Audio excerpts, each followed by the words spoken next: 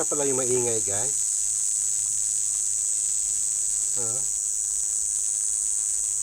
Kala ko umuugod yung tenga ko. Ikaw pala yung maingay, ha?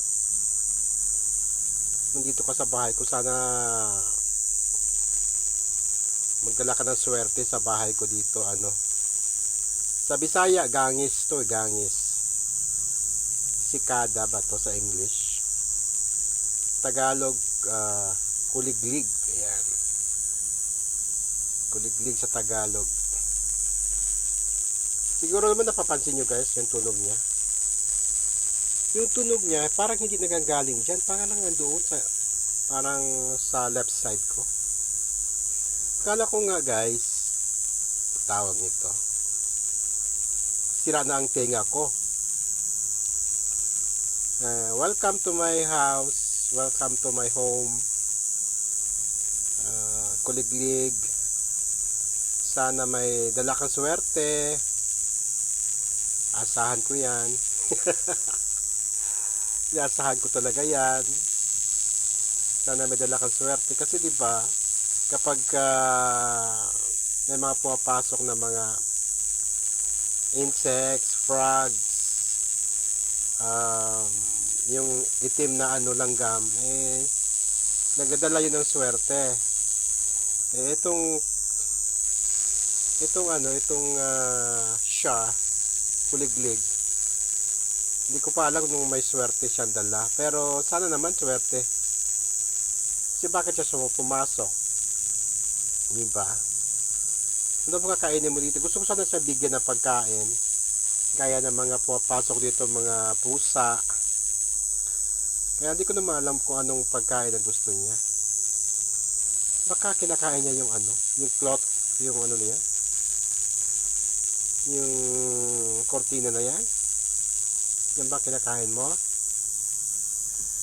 Yan, sige, kain lang.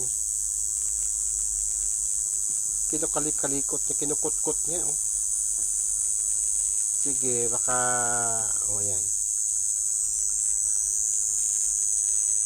May isang kuliglig, may isang kuliglig na ibig lumipad.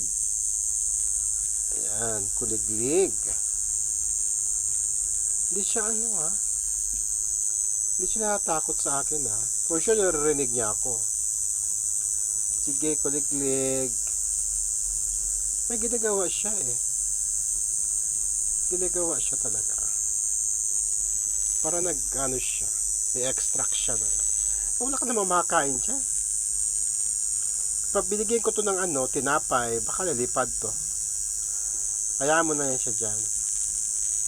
So guys, mga bata, ito yung kuliglig, na